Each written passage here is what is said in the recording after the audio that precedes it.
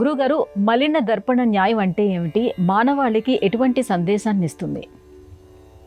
మలినము అంటే మాలిన్యముతో కూడిన, దర్పణము అంటే అద్దం. బ్యూటీ లైస్ ఆన్ ది బీహోల్డర్ అన్నది శాస్త్రం. అంటే అందం అనేది ఆస్వాదించేవాడి హృదయాన్ని బట్టి ఉంటుంది.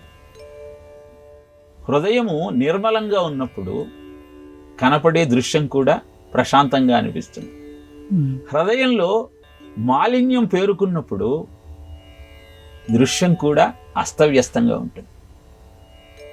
ఎప్పుడైతే హృదయాన్ని నిర్మలంగా ఉంచుకోగలుగుతారో అప్పుడు కనపడే దృశ్యం అందంగా, అద్భుతంగా ఉంటుంది.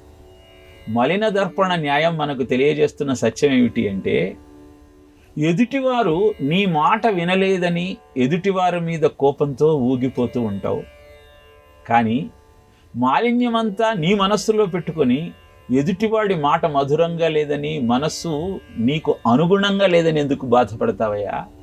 నీ మనస్సులో ఉన్న కల్మషాన్ని నిర్మూలించుకునే ప్రయత్నం చెయ్యి.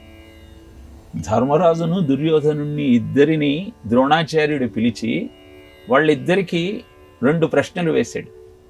దుర్యోధనుణ్ణి పిలిచి రాజ్యంలో మంచి వాళ్ళు ఎంతమంది ఉన్నారో తెలియజేయమన్నాడు. ధర్మరాజును పిలిచి దేశంలో ఉన్న దుర్మార్గుల సంఖ్య ఎంత అని అడిగాడు. దుర్యోధనుడు వచ్చి మంచి వాళ్ళు ఎవ్వరూ కనపడటం లేదండి, అంతా దుర్మార్గులే ఉన్నారు అని సమాధానం చెబితే, ధర్మరాజు వచ్చి దుర్మార్గులు ఎవ్వరూ లేరండి, అందరూ సన్మార్గంలోనే ప్రయాణం చేస్తున్నారు అని తెలియజేశాడు. దేశం ఒక్కటే, ప్రజల సంఖ్య ఒక్కటే. ధర్మరాజుకు అందరూ మంచివాళ్లుగా అనిపించారు, దుర్యోధనుడికి అందరూ దుర్మార్గులే దర్శనమిచ్చారు. కారణం, దుర్యోధనుడి మనస్సు మలిన దర్పణం, ధర్మరాజు మనస్సు చాలా అందమైనటువంటి, అద్భుతమైనటువంటి, ప్రశాంతమైనటువంటి, నిర్మలమైనటువంటి దర్పణం. అందుకే అద్దం అబద్ధం ఆడదు అంట. నీవేమిటో నీకు చూపించేటువంటి సాధనమే దర్పణం. కాబట్టి మలినాన్ని శుద్ధి చేసుకొని మాహాత్యాన్ని గ్రహించు అని చెప్పటమే మలిన దర్పణ న్యాయం మనకు ఇచ్చే సందేశం.